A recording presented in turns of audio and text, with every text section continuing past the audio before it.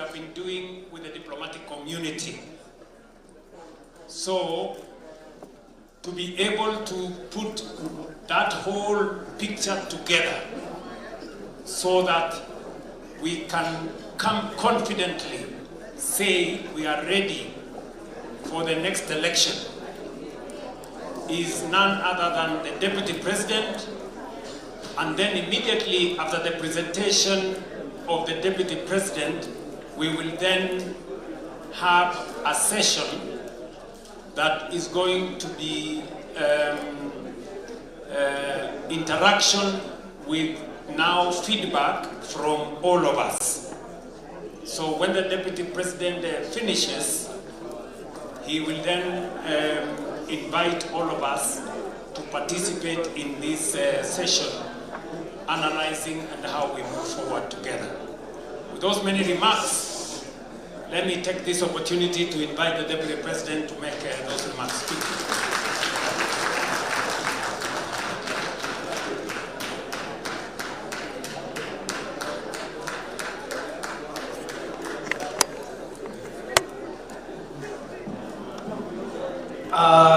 Asante sana Mheshimiwa Rais.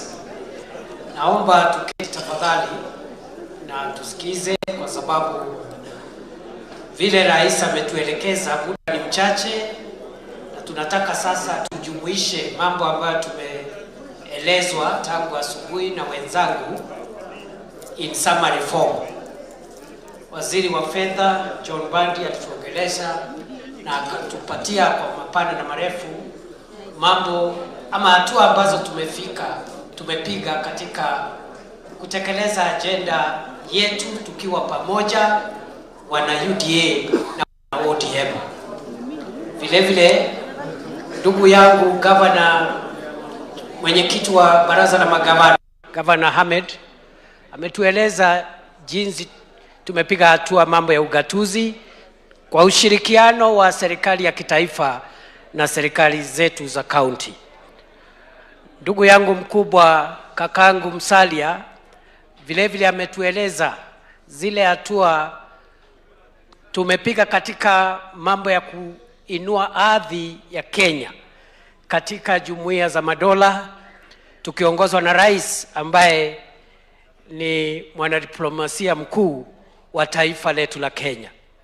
Mr. President, Party Leader of UDA, Senator Oburu, Party Leader of ODM, brothers and sisters, colleagues, ladies and gentlemen, when I was asked to summarize what our brothers and all the other speakers said since morning, I asked myself one question, which is, if I was stopped somewhere on the streets and asked in 15 minutes, tell us what this administration has done and why this administration deserves another term in office to continue with what they have been doing, what would I say? And I want to suggest the following and persuade you to pick what you can pick and see how you can also make your own summary. Because I think, as the President has always told us, communication is personal. Every person, every political leader has a way of sending the message. And therefore, there is no one size fits all. What has this administration done in the last 4 years together? UDA and ODM and all the affiliate political parties of Kenya Kwanza, what have we done? Number one, I will have 8 points. I will run down through the 8 points in the shortest time possible. Number one, I will start with macroeconomic. I start with macroeconomic stability because this is the foundation on which the pillars which build the economy stand. Agriculture and all the other sectors we heard about, all these pillars stand on a sound macroeconomic framework. If the fundamentals of macroeconomic stability are not right, it doesn't matter the transformation you bring. That transformation will not last.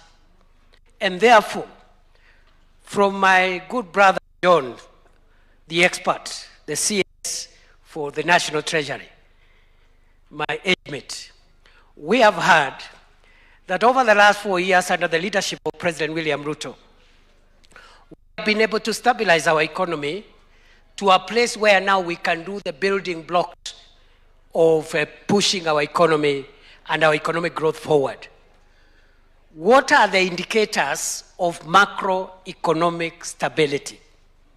What tells you that the economy at the general level, not household level, general level, what tells you that the economy is strong? The fundamentals are as follows. One, a strong currency. We have moved our currency from an exchange rate of 162, it went even to 165, a stable 129 for more than 2.5 years. And that shows you stability. There has not been changes in currency strength. That is one indicator of macroeconomic stability. For over 2.5 years, consistent. Even with the Iran crisis, people expected there would be a spiral upwards. It didn't happen. And we want to commend the National Treasury, my brother John and the team, for a fantastic work on strengthening our currency. And the team there also includes our central bank team. Your Excellency, sir, the other indicators of macroeconomic stability is low inflation. We have taken inflation from 9.6% in 2022 to around 4 to 5%. And the recent spike in the last 1 month or so because of the Iran crisis should not worry us. John and company have told us that we are in good shape and will bring it back to that range of 4 to 5%. Low inflation. Initially it was 9.6% in 2022. The other one is central bank, the rates, the lending rates by the central bank. Again, we have pushed that rate from a high of 13.5% to now below 9%, 8.75% or thereabout. Meaning, government paper is not giving investors and banks and people who buy government paper so much money as it was given before. And therefore, that has lowered the interest rates and provided credit. More people in the private sector are getting credit. That is another macroeconomic indicator. The other one is sovereign rating. Our sovereign rating has improved from 2022 to now, from CAA1 to B-, B, a stable economy. Whether it is Standard & Poor, whether it is Moody's, our economy is being rated as a stable economy. That is another indicator of macroeconomic stability. The other thing that underlines a stable economy is national savings.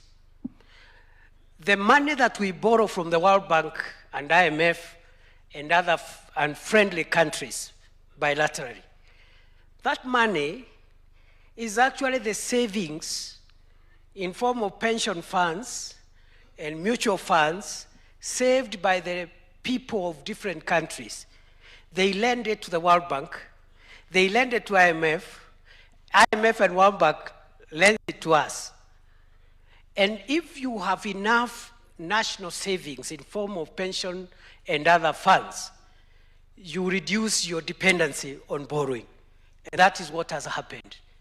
Today, our pension fund kitty savings has moved.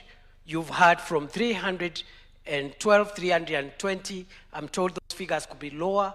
I had 225 at some point. I don't think that is correct. I think the figure is around 320 billion in 2022 to 680, I am told now, 700 billion shillings. In other words, what we had saved as a country from 1963 to 2023 was 320 billion. But in 2 years, we have multiplied our savings in 3 years, or 2 years actually, between 2023 and now from 320 billion to 700 billion. Fire.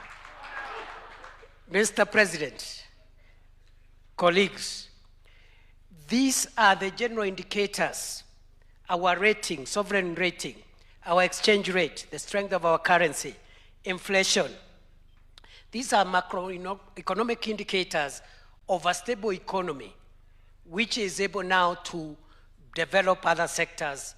And there are many other things I can say about macroeconomic stability, but in the interest of time, I leave that performance indicator there. So look, if you are communicating about what this government has done, you can, for example, say we've stabilized the economy, we have a low inflation, a stronger shilling than before, we have, I even forgot the foreign exchange reserves, which we have multiplied from 5.7 billion US dollars in 2022. Today, Treasury has told us we are at 15.3 billion shillings, almost dollars, almost 7 months, 6+ months of import cover. The recommended cover is 3 months. So it means even if the economy of Kenya was shut for 7 months, we will not run out of foreign exchange. That is how serious that is.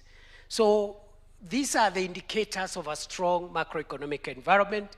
The World Bank has said it, IMF has said it, the credit rating agencies have said it. It is not the government of Kenya that is saying it. There are many other things, including inflows of FDI, foreign direct investment, which hit last year the highest in the history of our country, 3.2 billion US dollars. This is a report of the United Nations Conference on Trade, UNCTAD. That is their report. So there are so many indicators, but allow me to leave that matter there. Number two, agriculture is the foundation of any economy, whether developing or developed. That is why agriculture sector is highly subsidized and highly protected anywhere in the world, including in the industrialized countries. They subsidize farmers, they subsidize agriculture because food security and a good agricultural base stabilizes the economy. So I want to just summarize what we have done to transform our agriculture, livestock, and fisheries sector, or blue economy sector, in this manner. Number one, when President Ruto was sworn in on 13 September 2022, we didn't have a good register of farmers. We only had 350,000 farmers in our records. Through his effort, we've been able to register all farmers. We have now a registry of 7.2 farmers across Kenya. We know where they are, what they grow, the kind of fertilizer they need, the acreage they have. So it helps us to plan our agricultural subsidy program and our support for our farmers. Registration of farmers is one thing that we've done. The other thing we've done, we've doubled production in our staple food, maize, for example, from 44 million bags in 2022 to last year's 75 million bags. And that has reduced our dependence on exports. Fire. But we have also increased our production of coffee, production of soya beans, edible oils, and so forth. And why that production of maize has gone up mainly is because of the subsidized fertilizer program. Again, this administration bring down the cost of major input in agriculture called fertilizer from a high of 7,000 shillings per 50 kilogram bag to 2,500 shillings over the last 4 years. And I am told that the president could also be considering other things, which he'll tell us when he's ready. So we are in a good place because of the fertilizer subsidy program. That subsidy program has increased our production in coffee, in tea, and so on. The other thing we've done around agriculture is our earnings from tea has improved from 138 billion in 2022 to last year's 215 billion shillings in terms of foreign exchange from tea production. Coffee also has done well. We have increased the size of land under coffee cultivation, and coffee now is fetching better prices. This is how you defend government. Coffee is, for those areas that are growing coffee, coffee is now fetching better prices from 60 shillings in 2022. Currently, it's between 120 to 160 per kilogram of cherry. But this has not just happened just like that. It is because of subsidized fertilizer, the elimination of cartels, streamlining of licensing, and all the reforms that His Excellency the President has led us in that space of coffee.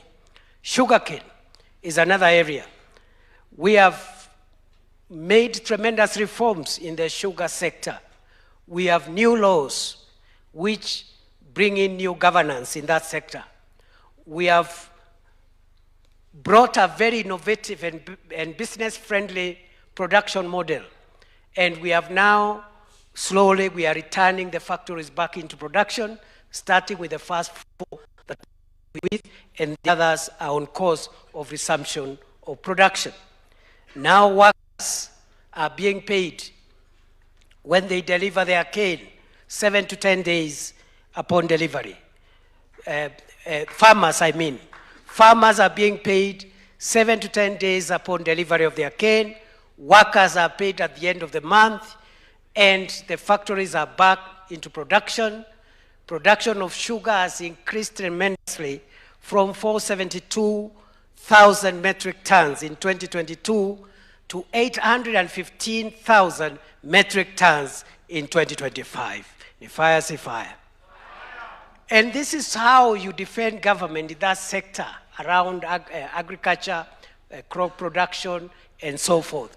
For the first time, Your Excellency, since sugarcane farming was introduced in Kenya in 1922, some 104 years ago, the sugarcane farmers around Mumias received a bonus last year.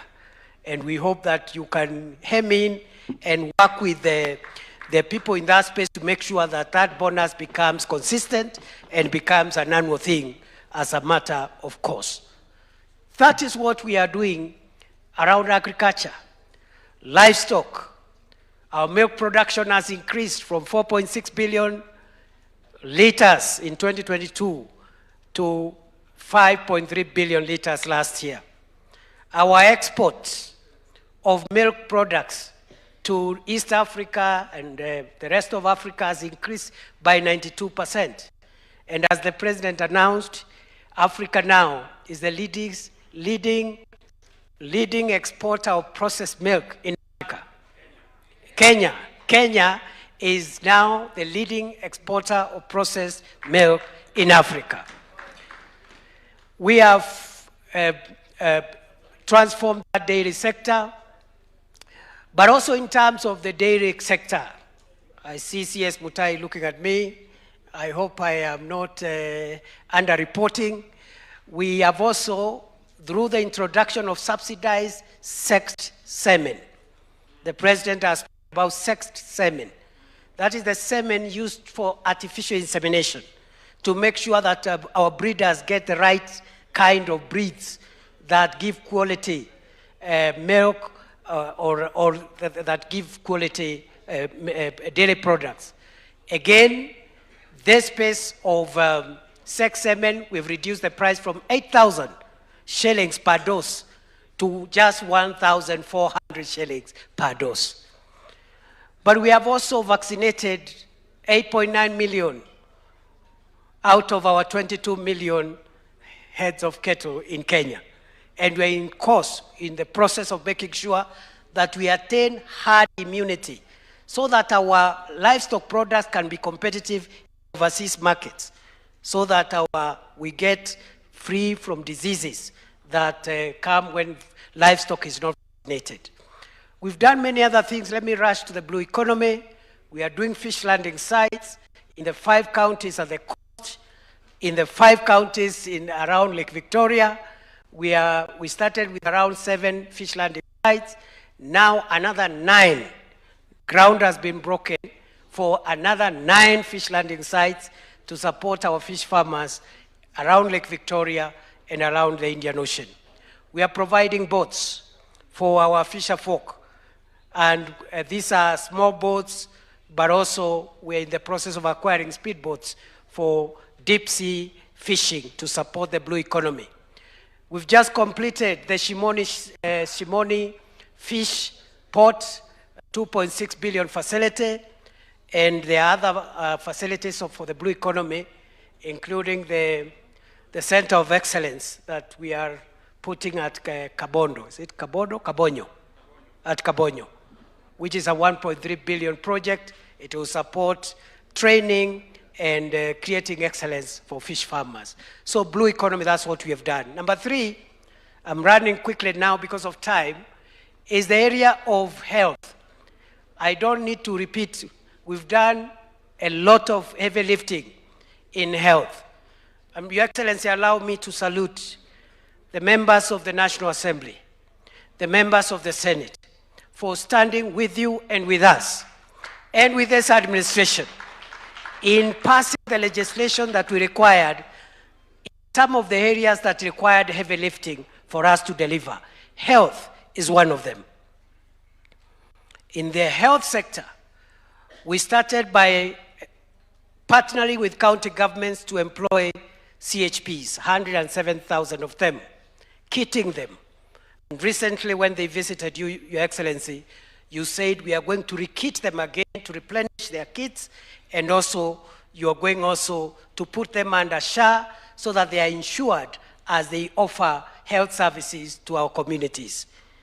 But we also have the National Equipment Support Program. We have also a very robust SHA registration program, which as at now is at 32.2 million Kenyans. We are moving towards universality, because that's what a universal health system looks like. When you have those kind of numbers, the kind of people with medical cover, you're moving towards universality. And so we've made some progress, good progress with equipment, with drug supply, with CHPs, and also if you visit any hospital today, and the COG spoke, they said the facilities now have reasonably higher revenues than they have ever had before. Some are now able to sustain themselves, including dispensaries. And therefore, UHC is on course. Once more, thank you very much, our 2 houses of parliament, for supporting us on this program. Your Excellency, we have also made progress in education in several fronts. Immediately you were sworn in, you set up the Education Task Force, which helped us to look at the reforms we need to do in this sector. What we have done so far includes streamlining the CBC curriculum, and now there is smooth transition. Right now we are in senior school, the pathways are defined, and the noise that was there in 2022 about too much work being done by parents has gone down.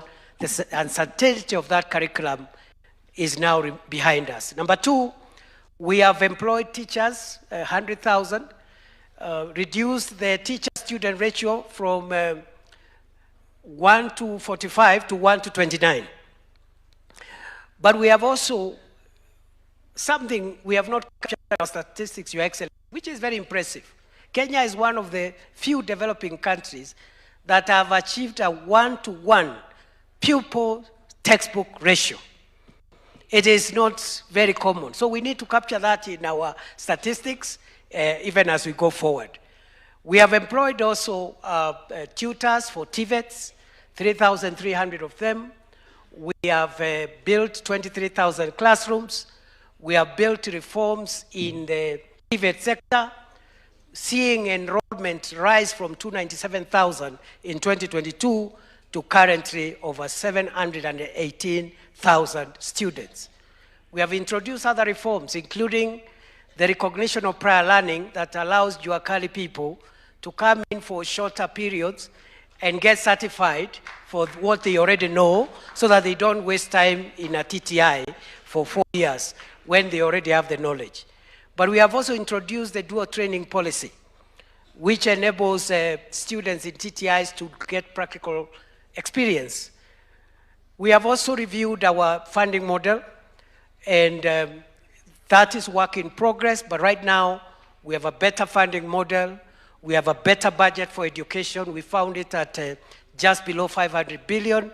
Now we have 64 billion shillings. 784 billion shillings for this year.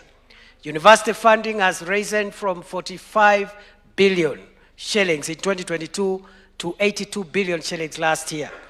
Funding for Higher Education Loans Board, we have increased it from 17 billion shillings where we found it to last year's 41 billion shillings. Ni fire si fire.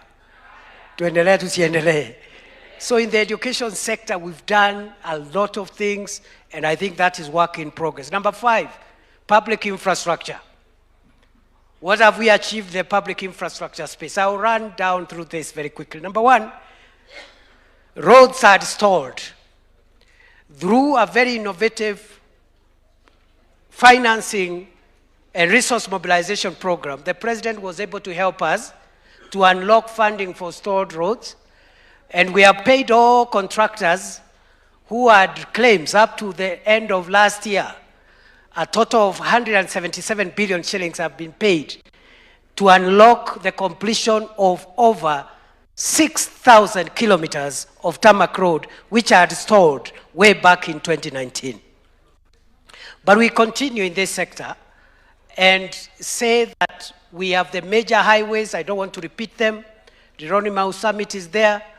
The famous road, which is the most emotional road for us as a country, the road connecting Isiolo and Mandera, because our brothers and sisters have been cut off for a very long time. Ile barabara ya rais, mnajua ile barabara? Itoke Mandera, ikuje Gare, itoke Gare, ikuje wapi? Ikuje, no sio Kobo, we Duale, let me just summarize that that road is the single longest road project ever undertaken in independent Kenya. That is the longest single road project ever done in the history of Kenya, even before independence, because I don't think the colonialists built such a road. So, road sector on progress. We are dualing. We've dualed, if you go to Mombasa now, between Nyali towards Kilifi, duo, between Changamwe, Mariakani is duo, and Marwa to, Keno Marwa, and so forth and so on. And this roads program has really helped us. Electricity, we have connected a new 1.4 million households with electricity since 2022. And that is a big plus for us. We found connectivity as at 8.9 million households. Now we are at 10.3 million households out of the total of 15.6 million households in Kenya. We are on course towards universal electrification in the next 3 or 4 years. So that's what we are doing for electricity. Other public infrastructure is ICT. We have built 35,000 new kilometers of fiber optic cable. We have built 316 ICT hubs to provide ICT infrastructure. And another 416 are under construction as we speak, bringing a total to over 700. We need to speed up. CS Kabogo, we need to speed up a little bit so that we can achieve the target of 1450 ICT hubs by next year. It is possible. But we've done a lot of work there, ICT hubs, and so forth. And so I've talked about energy, ICT, I've talked about roads, I've talked about markets for fresh produce trade. We are doing nearly 600, over 450, and others in the pipeline, nearly 600 markets. I think CSR is, that's what she informed me. And I think we are providing dignity to Mama Mboga. We are providing dignity to our small-scale traders so that they can have dignified places to do their trade. So that is what we've done around infrastructure. Number 6, housing. You know, housing is one of the issues I've had some people commenting about. And unfortunately, some of the critics talking about housing have no idea how transformational, how critical housing is in lifting the standards of living of the people of Kenya. First, those who are saying that people should have money to build houses, I don't know what kind of economics is that. They must know the countries that we are looking up to, the countries that moved from the third world to first, had housing as a core pillar of that progression. And the reason why the government of Kenya must provide leadership in providing decent homes for Kenyans is because of the Constitution. The Constitution does not say, wait until the people of Kenya get money to build homes. It says the government must provide housing, water, health, and all the other amenities mentioned in Article 43. So we are respecting the Constitution. And the other questions around logistics and policy issues, the President answered very ably on our behalf. We can now defend this housing program. And colleagues, you have no idea what this will do. The more people you have owning homes, whether fully owned or partially owned through mortgages, the higher the national income index will go. So you are going to get shock in 5-10 years from now, when Kenya is rated in terms of per capita or gross national income. We are going to shoot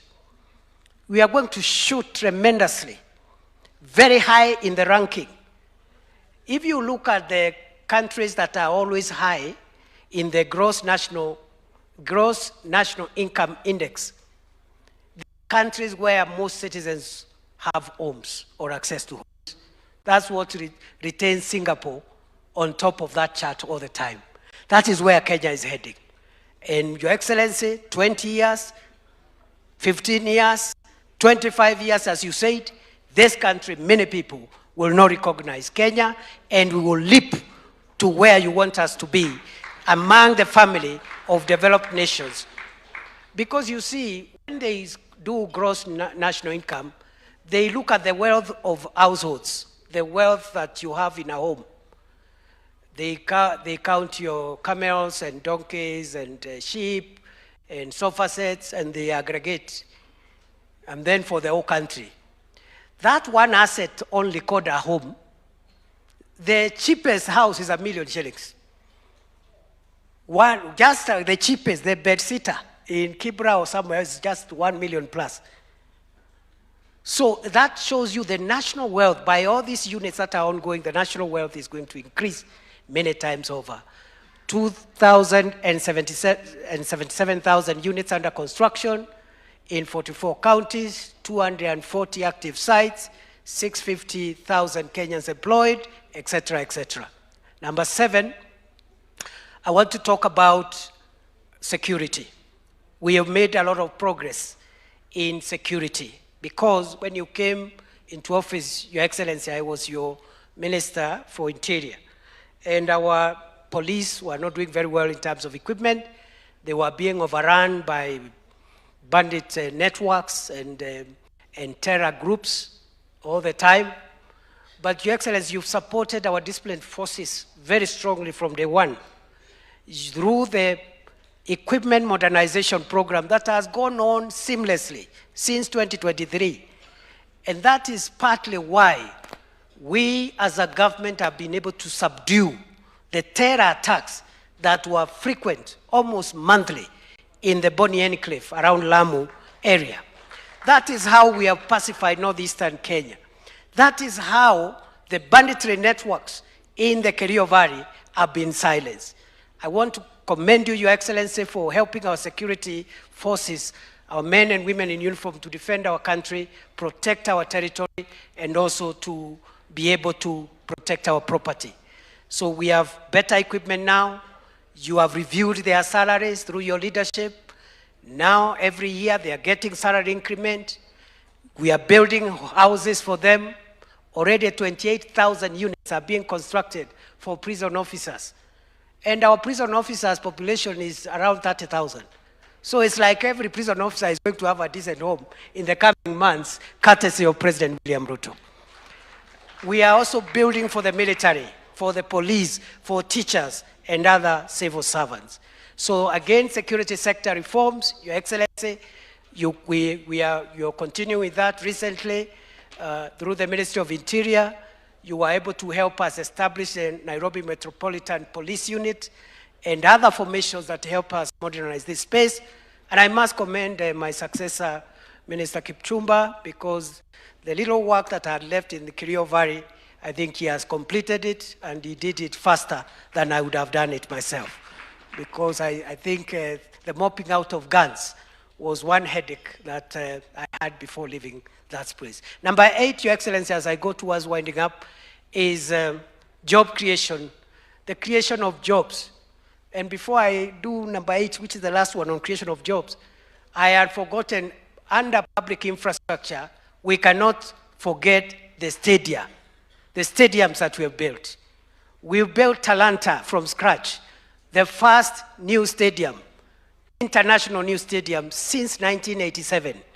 The last one was built in 1987, 39 years ago. We've not only built Talanta, but we have refurbished Kasarani and Nyayo. We have not only done that, but we have another 32 stadia across the country. Again, very soon, Kenya is going to be a sporting nation of unimaginable magnitude because of all these sporting centers that are being created through the stadia. Your Excellency, in terms of job creation, under the Kazi kwa Ground program, the Affordable Housing Program and Markets and Hostels program has helped us employ 650,000 Kenyans. CS Mbadi, I agree with you, that data is old. We are now around 1 million. We need another assessment of job creation around that space. The other one is Kazi Mtandaoni. We have about 300,000 young people who are earning income from the digital jobs. I also suspect, Your Excellency, that data is old. That data has remained like that for the last 1.5 years. I think we need to do another assessment. With the opening of the BPOs, the Business Process Outsourcing Centers, and the increasing infrastructure of the ICT hubs, we have more Kenyans than the 300,000 that we had captured before.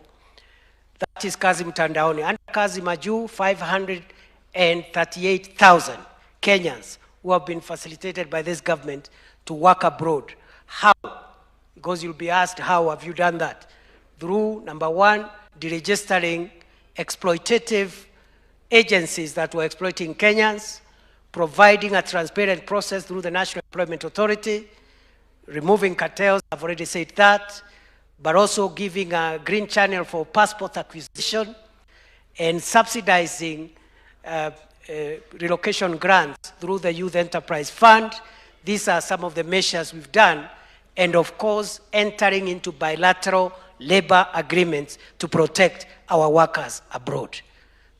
Then, Your Excellency, we have other job creation and income opportunities we've done. The key one is the Nyota project, which you recently helped us to launch phase 2 of the business support component, supporting 123,000 young people with 50,000 to start their small businesses. There are other components like the recognition of prior learning component, which is targeting 20,000 young people. We have the OJE, on the job experience program, targeting 90,000 young people. And we have the access to government procurement program, targeting 600,000 100,000 young people. So aggregated, we've been able to create somewhere around in the region of 2-3 million jobs, directly, indirectly, in the last few years. Your Excellency, finally, let me also thank PCS Musalia, who has organized your very many international engagement forums, and they were worth it. I don't even know, Your Excellency, how you managed, because you are very busy in Kenya, but you are also very busy internationally to profile Kenya and project our country as a country where investors can have confidence in. And I want to thank PCS Musalia, the many engagements you've had, the many addresses you've made. I was very happy to see, for historical reasons, the European Parliament giving you a standing ovation. I was very happy to see the European Parliament giving a standing ovation to President William Ruto, for historical reasons, isn't it? So, Your Excellency, that diplomatic push is good for us. It is what has brought us the investment, the FDI, and we continue supporting you as you lead us into the future, both in our engagement here and for you to engage on the behalf of our country. Allow me to end there, Your Excellency, by thanking everyone. First, I thank you. You have been a good team leader. You have treated us well, with respect, all of us. Our strength, our weaknesses, you have known how to manage, all of us. And nobody feels disrespected. Everybody feels that they are worthy and they are part and parcel of this administration. I also want to thank the party leader of ODM for leadership. And I believe, for those of you who think anything can go wrong, nothing can go wrong when we have President William Ruto and Senator Oburu Oginga. Nothing can go wrong. So let's not sensationalize issues. There's no problem, because the wisdom of President Ruto, the wisdom of Senator Oginga will help us navigate our future together, because we need another. We need one another. We need one another. So I just want to leave it at that, Your Excellency. I thank our governors and the Council of Governors. We've had very hard, very cordial relationships. As the chairman has said, we treat each other with respect. The county governments treat the national government with respect. We also treat them with respect. And we've made a lot of progress in the areas that the chairman mentioned, agriculture, health. We made that progress because of the collegiality and the spirit of cooperation instead of confrontation. I also want to thank our senators, members of the National Assembly as well, for pushing forward our development agenda. I thank our MCAs in absentia, because they are the ones who have been helping with the legislative aspects of this agenda of the broad-based administration at the grassroots in the county assemblies. Lastly, I thank all members, the UDA party, and all the affiliates of Kenya Kwanza party, and all members of the ODM party for supporting the broad-based administration and for rallying themselves in support of President William Ruto. Once more, congratulations, President William Ruto. Congratulations, Senator Oginga. I rest my case, Your Excellency. Thank you very much.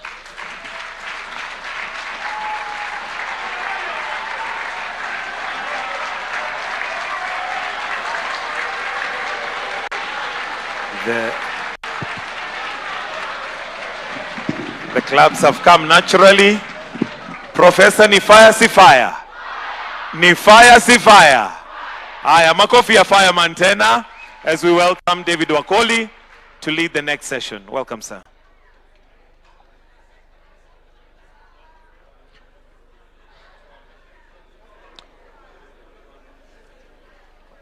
Asante Mheshimiwa Rais.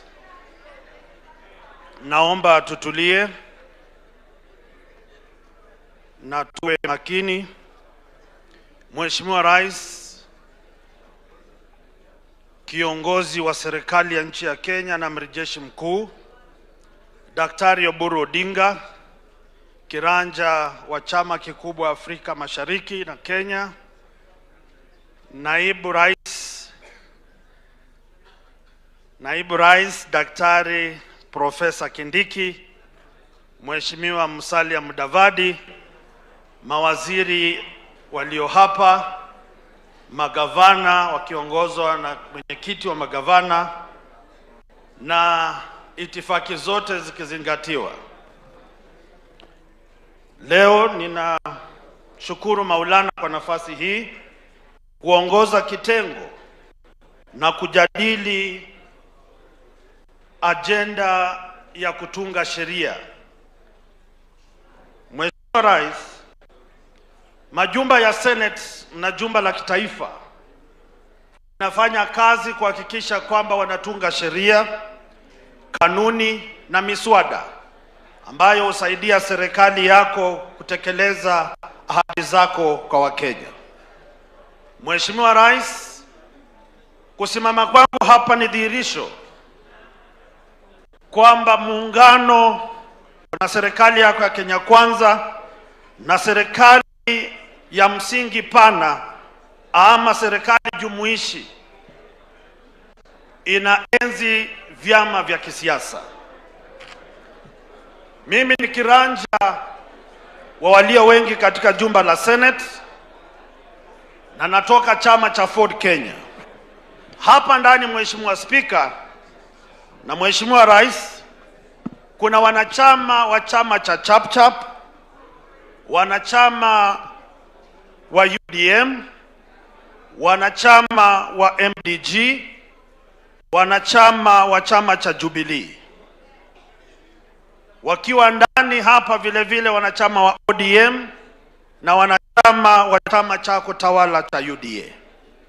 Ni kuashiria kwamba katika majumba yetu ya kazi, iwapo ni kutunga sheria ama kutia msasa miswada, hatutengi ama kubagua watu kwa misingi ya vyama.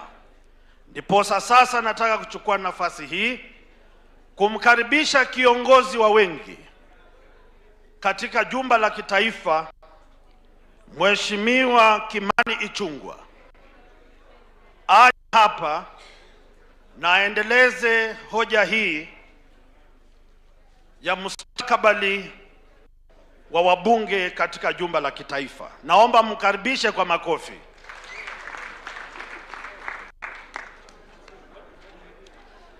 Asante sana Mheshimiwa Senator Wakoli. Your Excellency President, I'll beg to do a very quick presentation on behalf, with the permission of the Leader of Majority in the Senate, on behalf of both the National Assembly and the Senate, because we are a bicameral parliament, and therefore what you'll be speaking about is the scorecard or the milestones that have been achieved by the Parliament of Kenya and not necessarily the National Assembly. Your Excellency, since commencement of this 13th Parliament, both houses have been very instrumental in actualizing very significant legislative reforms for the socio-economic and political development of our country, also for the implementation of the pillars, the key pillars of the bottom-up economic transformation agenda. These legislative interventions, Your Excellency, have also aimed at enhancing inclusion or inclusivity, providing socio-economic opportunities, and resolving the issues of concern to the people of Kenya. And indeed, Your Excellency, one of the speakers this morning did tell us that indeed, under the broad-based government, inclusivity is a reality, when we were told that even, I think it was Governor Simbarati, who said that even under the handshake regime, ODM as a political party never really got anything in that government. But today, under the broad-based government, we have true and actual inclusivity in practice. Members, you will see that part of the key milestones, or part of what we have been able to do as an assembly, and I'll ask you to just go straight to the table in the interest of time, that largely we have been able as a parliament to enact 83 landmark bills that are actually acts of parliament today in the last 4 years. And that is comparatively to 126 bills that were passed in the entire of the 12th parliament. Meaning when we consider there are 196 other bills, both government bills, private members' bills, and even committee bills that are before the houses, the two houses, we should be able to surpass the performance of the 12th parliament. If you look at the regulations and other statutory instruments that we have considered, in the 13th parliament, we've been able to consider 323 statutory instruments compared to 304 that were considered in the 5 years of the 12th parliament. Motions considered by this house again 759 compared to 896 by the other parliament. And again, as I mentioned, this is in the last 4 years, and the comparative figures for the 12th parliament are for its entire term of 5 years. That means by the time we are done with the next 1 year, to the elections, we should be able to surpass even the consideration of motions.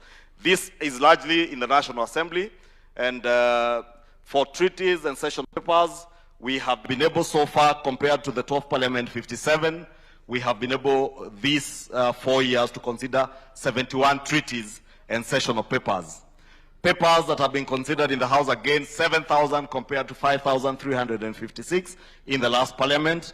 Petitions, we have been able to consider 374 petitions in the last 4 years as compared to 322 petitions over the last 5 years of the 12th Parliament.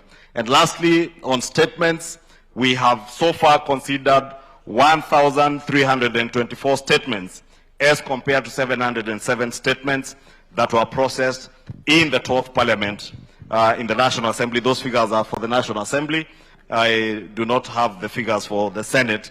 In the interest of time, we just agreed with the Senator Aaron Cheruiyot that I present these figures so that we are able to save on time.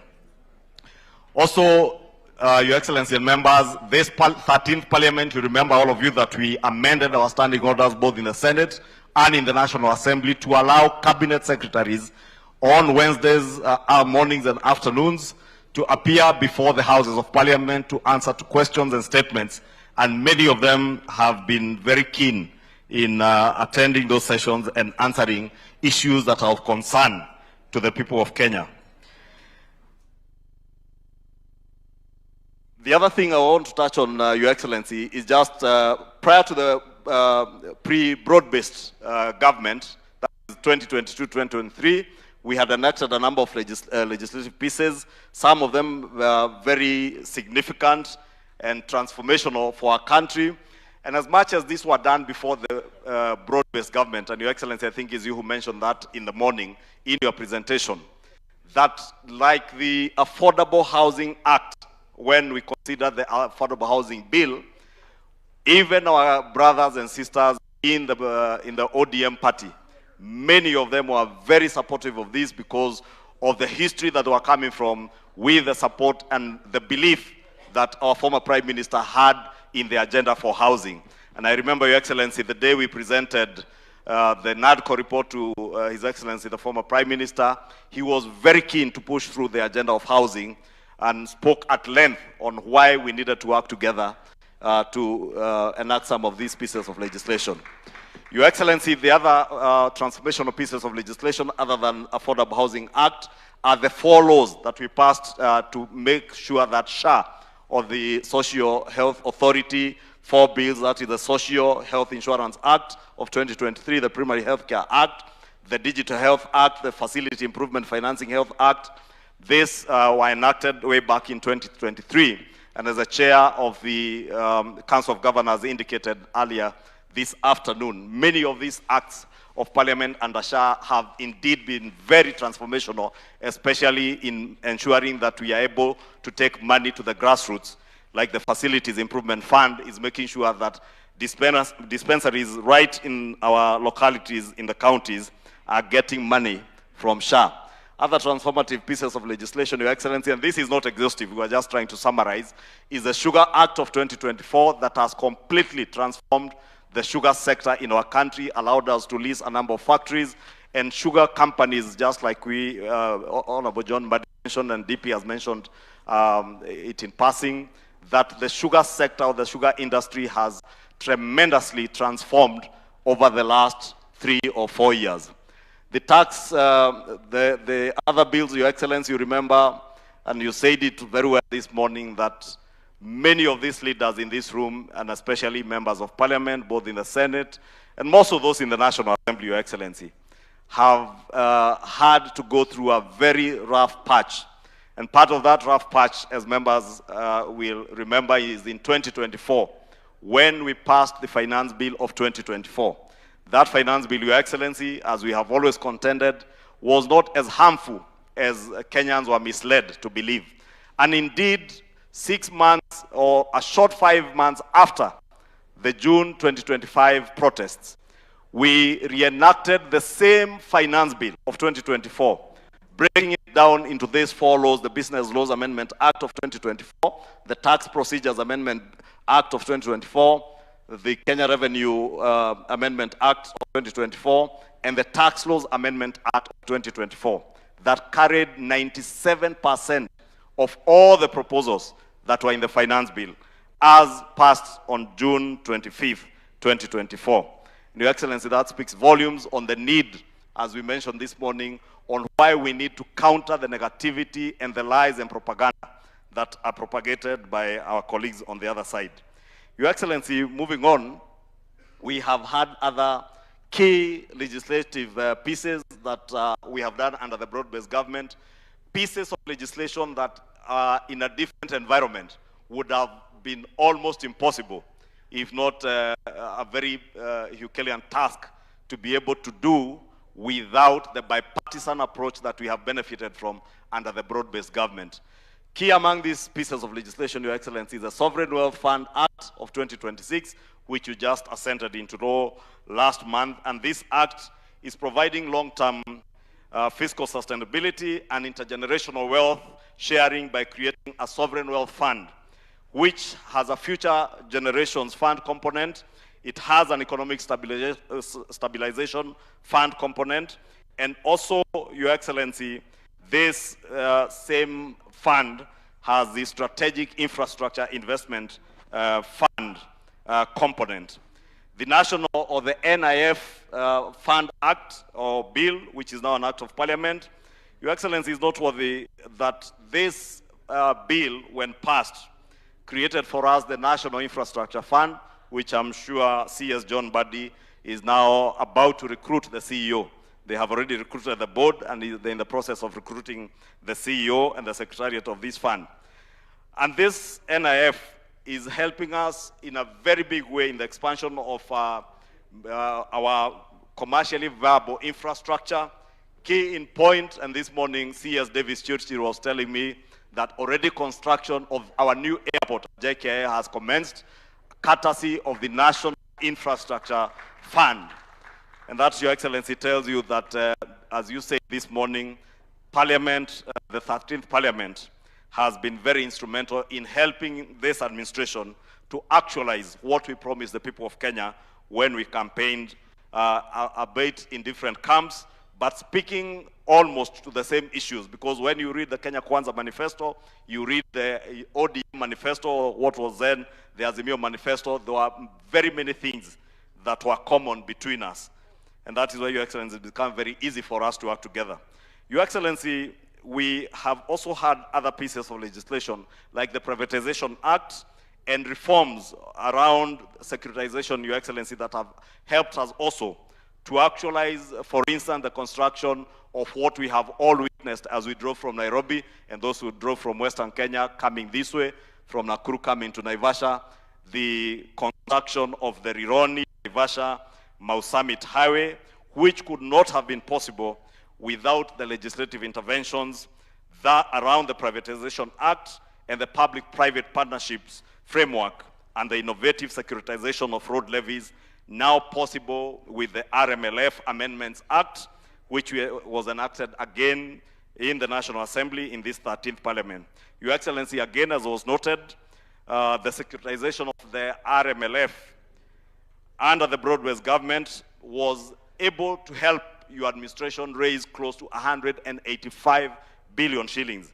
and CS Davis Chilchir tells me that the first 145 billion shillings is what has enabled almost every corner of this country witness the construction of roads, some which had stalled way back as 10 years ago in 2016. And he tells me the last, I think, 40 billion is about to come in to ensure that no road will stall up to next year, Your Excellency. And therefore, we have done well for this administration in terms of being facilitators of the agenda of this administration. Your Excellency, the other key things that we have done, and I'm just trying to rush, we were able to enact the Air Passenger Service Charge Amendment Act of 2025, and this changed how we manage that levy that is charged on every air ticket that you purchase in this country. And from a small figure of about 10 shillings, or I think $10, we are able to securitize that money, and that is the money that is helping this broad-based administration in the construction of the Bomas International Convention Center.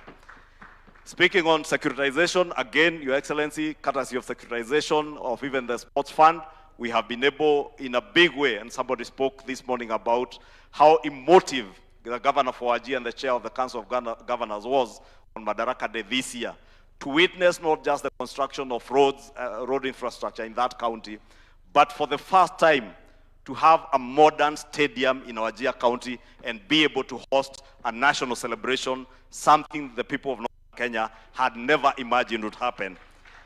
And we joined all of them, all of us as Kenyans, we joined the people of Wajir and the greater northeastern Kenya, because they are part and parcel of this country.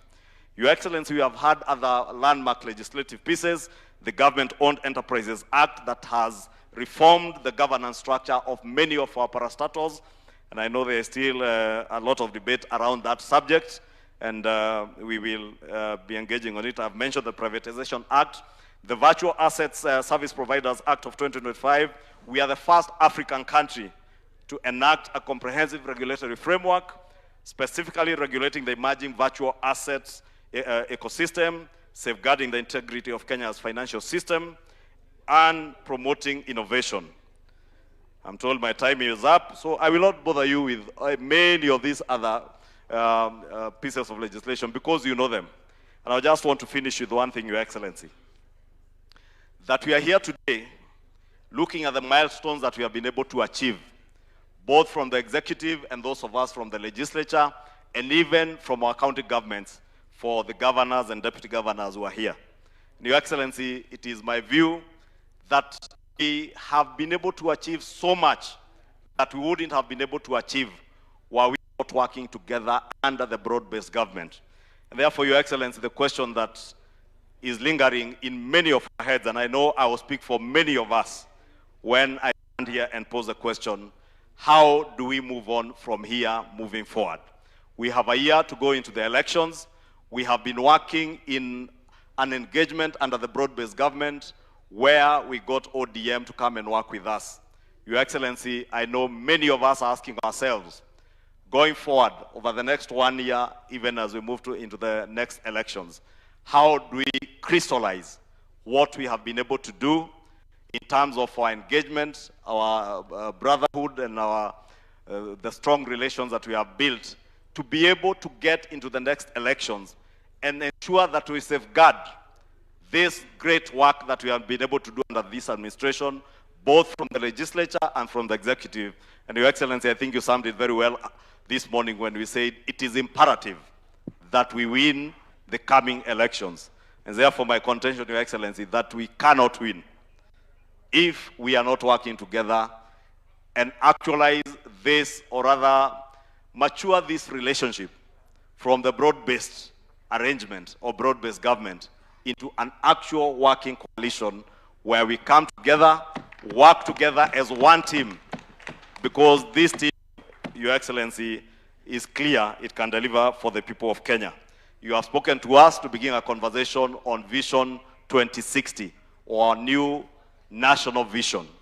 That national vision, Your Excellency, again, It's not a vision for William Ruto, it's not a vision for the broad-based government, it's a vision for the nation of Kenya and for generations to come.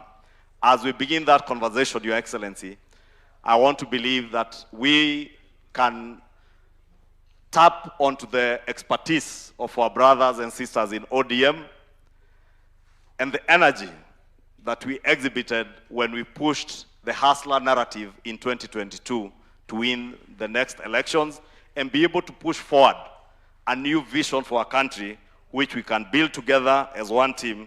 And I want to believe, Your Excellency, there is also a way, and I think you have spoken to that in your earlier engagements, that we can make sure that even as we work as coalitions, and it's only us in this broad-based arrangement who can actualize a coalition that will develop a manifesto that can also be anchored on that greater national vision. And it is a challenge to us, Your Excellency, that in the coming days we will lead the way to ensure that every other, even those of our friends in the opposition who are building coalitions, or even as in their fragmented and disunited opposition, we find a way where we pass legislation that ensures that all of us as political leaders, as we sell our manifestos to the country of Kenya, they are in one way or another aligned to that greater national vision, so that the visions that we develop for our country do not become visions for one leader or for one administration. They transcend one administration moving forward. With those very many remarks, I can see Senator Aaron Cheruiyot telling me my time is up, and I want to end it there, Your Excellency.